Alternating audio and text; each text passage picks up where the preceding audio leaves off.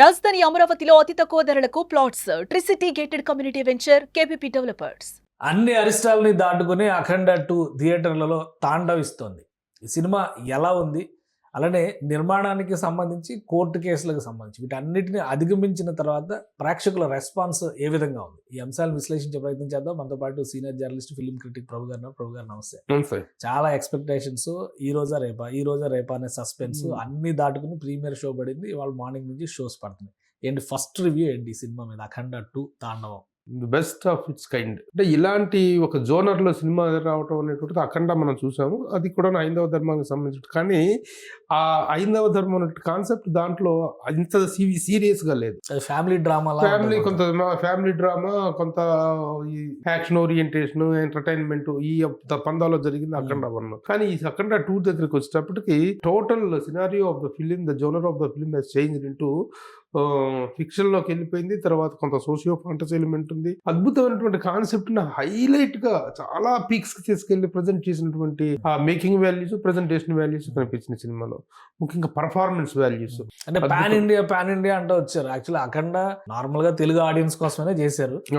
Super hit అయింది అన్ని చోట్ల కూడా. సో దాన్ని దృష్టిలో పెట్టుకుని దీన్ని పాన్ ఇండియా మేకింగ్ లోకి వెళ్ళారు. అది జస్టిఫికేషన్ అయిందా? బాగా జస్టిఫికేషన్. ఎందుకంటే సినిమాని దాన్ని ఎక్స్పాండ్ చేసుకుంటే కథని దాంట్లో నుంచి ఒక బేస్ తీసుకొని దీన్ని ఎక్స్పాండ్ చేసిన విధానం కన్విన్సింగ్ గా ఉంది. అఖండ అనేటువంటి ఆ ఘోర గెటప్ లో అతను చేసినటువంటి తపస్సు, సాధించినటువంటి ఫలం అనేటువంటి దానికి అద్భుతమైనటువంటి ఎలివేషన్ ఇవ్వటం జరిగింది. ఆ ఎలివేషన్ ఇవ్వటం తోటి ఆ క్యారెక్టర్ వస్తుంటే ఒక గూస్ బంప్ మూమెంట్ తప్ప ఈ సినిమాలు ఇలాంటివి జరుగుతాయా, ఇలా కూడా సాధ్యమా అనేటువంటి తర్కానికి కూడా వెళ్ళేటువంటి అవకాశం లేకుండా త్రూ అవుట్ ఒక spell bounding performance, spell bounding presentation ఇవ్వగలిగాడు. బాలయ్య ఇవ్వగలిగాడు, బోయపాటి తీసుకోగలిగాడు. కానీ అంటే ఇప్పుడు మీరు అన్నట్టుగా పర్ఫార్మెన్స్ అనేది ఓకే, అది ఆర్టిస్ట్ పర్ఫార్మెన్స్ ఒక లెవెల్. ఎమోషన్స్ రైజ్ చేసేటప్పుడు కొన్ని ట్రైలర్లో, టీజర్లో చూసాం మనుషుల్ని బంప్ చేస్తున్నట్టుగా, బంతిని కొట్టినట్టుగా కొట్టి, అవి కొద్దిగా హాస్యాస్పదంగా అనిపించింది. జెన్యున్ గా చెప్పాలి.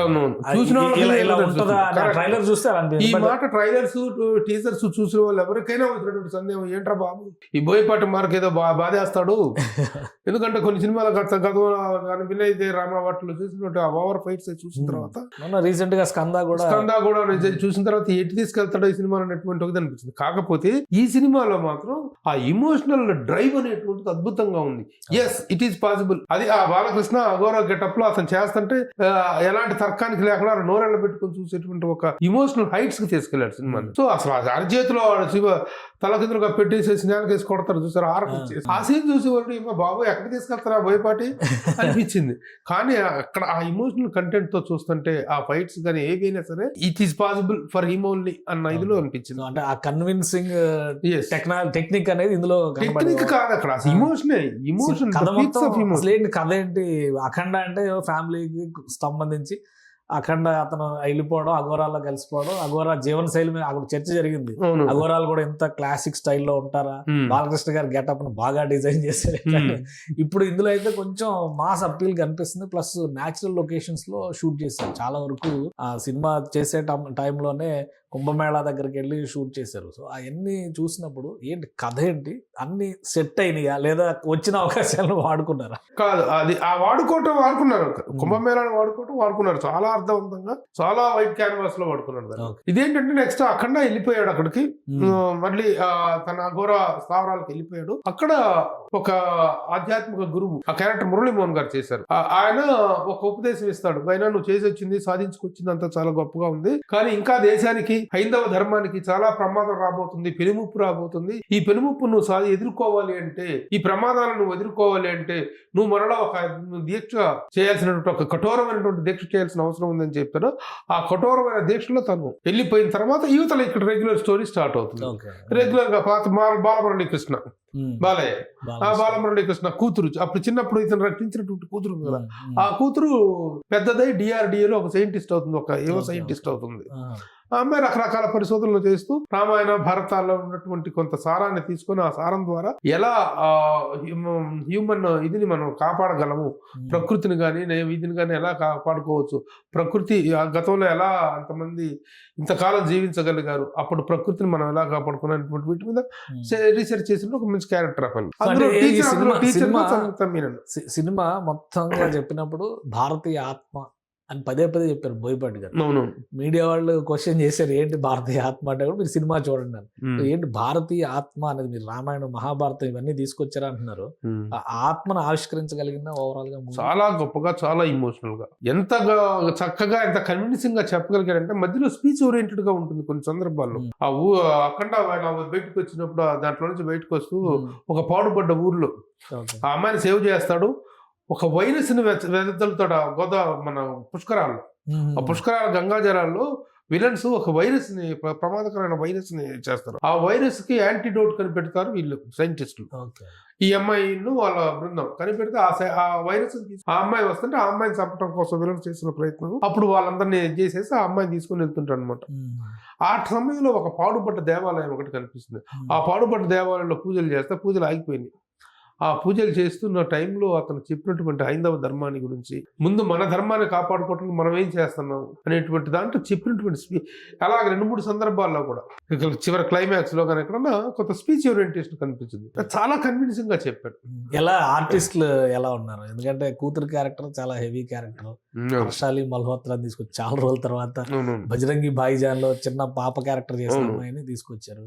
మిగతా క్యారెక్టర్ సంయుక్త మేనన్ గానీ ఎట్లా ఉన్నారు? మిగతా క్యారెక్టర్స్ ఏవి కనిపించవు. బాలకృష్ణ ఓన్లీ బాలయ్య, బాలయ్య బాలయ్యలో కూడా యంగ్ బాలయ్య కూడా కనిపించదు. మొత్తం అఖండ అనేది ఎందుకంటే ఆ ఇమోషనల్ హైట్స్ ఆ స్థాయికి వెళ్ళిన తర్వాత మిగతా క్యారెక్టర్స్ ఎవరెంత పర్ఫార్మెన్స్ చేసినా సరే, ఇప్పుడు విలన్ నెట్వర్క్ కూడా చాలా భారీ స్థాయిలో, చాలా విస్తృతంగా, యాక్చువల్ గా చైనా అనేటువంటి పదాన్ని వాడలేదు కానీ చైనా తో వచ్చినటువంటి చైనా ఆ రోజున గాల్వాన్ దీంట్లో కనుక గాల్వాన్ వ్యాలీ ఆ రోజు జరిగినటువంటి దాని నేపథ్యంలో మామూలుగా యాక్చువల్ గా దేశభక్తి అనేటువంటిది రాగానే పాకిస్తాన్ అనేటువంటిది వస్తుంది. ఇక్కడ ఆ ప్రస్తావన కాదు. ఆ టిబెట్ ఆ ఏరియాలో చైనా షేర్డ్ బోర్డర్ లో ఉన్నటువంటి ఉద్రిక్త పరిస్థితుల నేపథ్యంలో తీసుకున్నాడు కాబట్టి ఆ నేపథ్యం కూడా చాలా హై లెవెల్లో షూట్ చేయడం జరిగింది. ఏదో ఆషామాషిగా చైనా బోర్డర్ ని ఇండియా మ్యాప్ గోడ మీద చూపిస్తాం కాకుండా అది యాక్చువల్ లొకేషన్స్ లో చేసినటువంటి షూట్ కానీ అద్భుతంగా తీసారు. సో మిగతా ఆర్టిస్టులు అందరూ వాళ్ళ క్యారెక్టర్ కి అంతా ఓకే బాగుంది అని అనిపించిందా సినిమా? చాలా. ఎక్కడా కూడాను ఈ హైందవ ధర్మం మీద తీస్తున్నాం కాబట్టి ఏదో టేక్ ఇట్ యాజ్ గ్రాంట్ గా తీసుకుని మనం ఏది చెప్తే అది నమ్ముతారు, ఏది చెప్తే అది వింటారు అనేటువంటి ధోరణి కాకుండా ఒక అథెంటిక్ గా, సాధికారికంగా హైందవ ధర్మ సూక్ష్మాలను కానీ హైందవ ధర్మ ఔన్నత్యాన్ని కానీ అద్భుతంగా చెప్పినటువంటి కాన్సెప్ట్స్, డైలాగ్స్ ముఖ్యంగా బోయపాటి సీనికి సహకరించినటువంటి కొంతమంది రచయితలు ఉండవచ్చు కానీ the final output that he's come from Boyapati Seenu ఒక గొప్ప దర్శకుడు, ఒక గొప్ప విజనరీ కనిపించాడు. ఈ యాంగిల్, ఈ పర్టికులర్ యాంగిల్లో ఈ సరైన ఇది సినిమాలు తీశాడు కదా ఇంతకుముందు చెప్పినటువంటి స్కంద కానీ అంతకుముందు రామ్ చరణ్ చేసిన సినిమా కానీ ఆ టైంలో ఉన్నటువంటి బోయపాటికును ఈ బోయపాటికి అసలు సంబంధమే లేదు. బోయపాటి ఈ రోజున ఒక అద్భుతమైనటువంటి ఒక మోడర్న్ ఆధ్యాత్మిక ప్రవచనకర్త అన్నంత గొప్పగా ఆ విషయాలు డీల్ చేశాడు. ఓకే, అంటే జనరల్ గా తెలుగు సినిమా డైరెక్టర్లకి ఇలాంటివి హ్యాండిల్ చేసే కెపాసిటీ ఎక్కువ. బాహుబలి తర్వాత రాజమౌళి గారిని చూసిన విధానం కానీ కొన్ని సబ్జెక్ట్స్ ఇక్కడ గతంలో కూడా విశ్వనాథ్ గారు కానీ రాఘవేంద్రరావు గారు కానీ బాలీవుడ్ లో కూడా ప్రూవ్ చేసుకోవచ్చు. ఇప్పుడు బోయపాటి గారు ఎంతో పాన్ ఇండియా లెవెల్కి వెళ్ళిందా? డెఫినెట్ గా వెళ్ళింది. ఎందుకంటే ఇది మనకి అంటే కూడా నార్త్ లో విపరీతంగా కనెక్ట్ అవుతుంది. నార్త్ లో చాలా బాగా కనెక్ట్ అవుతుంది. ముఖ్యంగా కుంభమేళా సీన్స్ చాలా అద్భుతంగా తీశారు. సో ఇంకా ఈ సినిమాలో హీరోయిన్ క్యారెక్టర్ కానీ మిగతా క్యారెక్టర్స్ గతంలో చేసిన జగపతి బాబు గారు కానీ హీరోయిన్స్ ఎవరికి పెద్దగా స్కోప్ లేదు. ఆ సంయుక్త మీనన్ అక్కడ ఈ డిఆర్డిఏలో ఈ అమ్మాయి వాళ్ళ మాస్టర్ ఆవిడ టీచర్, ఆ టీచర్ కూడా వస్తుంది ఇక్కడికి సెలవుల్లో. ఈ అమ్మాయి బర్త్డే కానీ ఈ అమ్మాయి కూడా వస్తుంది ఇక్కడికి. వచ్చిన ఆ అమ్మాయితో ఒక ఐటమ్ సాంగ్, అది కమర్షియల్ స్కేల్ లో పెట్టుకున్నటువంటి ఐటమ్ సాంగ్. ఆ సాంగ్ ఉన్న జాజికాయ సాంగ్ అది ఉన్నా పర్వాలేదు, లేకపోయినా పర్వాలేదు, కాకపోతే ఒక కమర్షియల్ మార్గం ఐటమ్ కావాలి అనేటువంటి ధోరణిలో పెట్టిందే తప్ప ఇట్ డజంట్. మ్యూజిక్ ఎలా ఉంది? సినిమా మ్యూజిక్ గురించి కూడా చాలా ట్రోల్స్ వచ్చినాయి.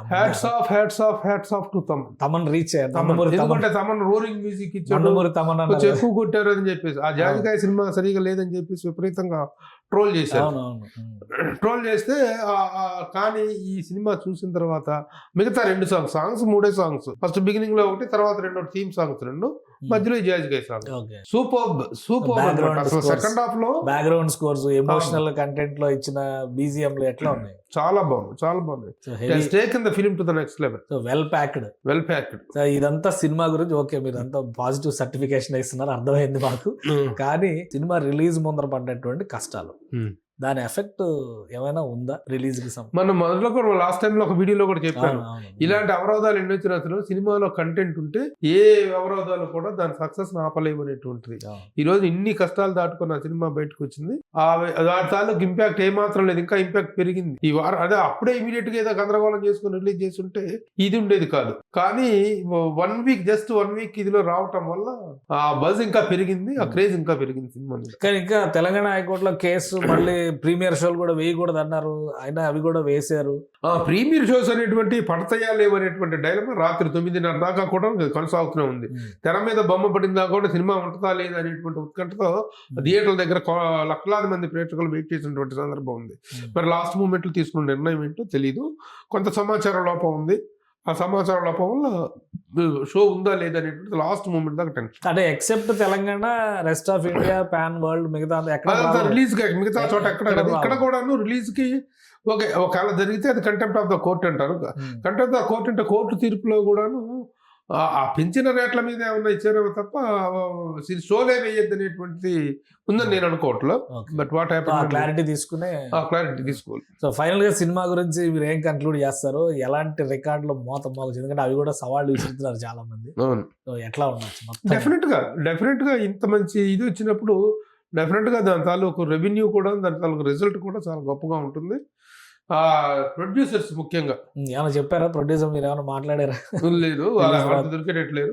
కానీ వాళ్ళు పడ్డ శోభకి, వాళ్ళు పడ్డ నరకానికి ఒక అద్భుతమైన ప్రతిఫలం ఈ సినిమా అని చెప్పుకోవచ్చు. వాళ్ళ ప్రొడ్యూసర్స్ పాయింట్ ఆఫ్ వ్యూలో అంతగా ఇదయ్యారో పాపం, నలిగిపోయారో పాపం వాళ్ళు.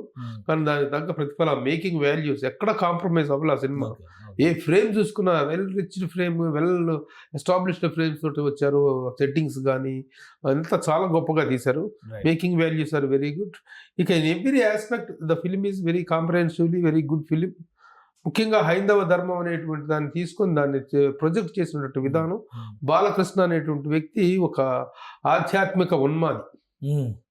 ఆ రేంజ్ లో ఎస్టాబ్లిష్ చేశారు. ఆ రేంజ్ లో ఆ క్యారెక్టర్ ఆ విధంగా ఎస్టాబ్లిష్ చేశారు. మనం నిజ జీవితంలో కూడా బాలకృష్ణ అంటే ఏంటో మనకు తెలుసు. దాంట్లో ధరించినటువంటి ఉంగరాలు కానీ, దాంట్లో తను సినిమాలో వేసినటువంటి ఉంగరాలు ఇవన్నీ కూడా, దండలు కానీ ఇవన్నీ ఆల్మోస్ట్ ఆల్ తను ధరించేటువంటివి. తను రెగ్యులర్ గా బాగా దగ్గరగా చూస్తారు. మరి ఆ కాంబినేషన్ కూడా ఆ బాలయ్య కోసం బోయపాట, బోయపాట కోసం బాలయ్య అనేటువంటిది BB4 అనేటువంటిది బ్లాస్టింగ్. ఒకటే సినిమా చూసిన తర్వాత ఒకటే అనిపించింది, పైన శివయ్య, కింద బాలయ్య, మధ్యలో Boyapati Seenayya. This is the cinema. ఆ రేంజ్ లో ఆ సినిమా మాత్రం అదరగొట్టేసింది. థ్యాంక్ యూ ప్రభు గారు విశ్లేషణ అందించినందుకు. ఇది బోయపాటి బాలయ్య కాంబినేషన్ లో ఇది టెట్రా అనాలన్నమాట. హ్యాట్రిక్ కూడా కాదు, టెట్రా హిట్ అనమాట. ఇది మామూలు హిట్ కాదని చెప్పని ప్రభు గారు చెప్తున్నారు. అలానే సినిమాని ప్రతి ఫ్రేమ్ లో అద్భుతంగా మలిచారు. ప్రొడ్యూసర్స్ పడ్డ శ్రమకి, వాళ్ళు పడ్డ క్షోభకి అంతకు మించిన ప్రతిఫలం చూడబోతారని చెప్పని సర్టిఫికేట్ ఇస్తున్నారు ప్రభు గారు. ఇది స్పెషల్ డిస్కషన్. Keep watching.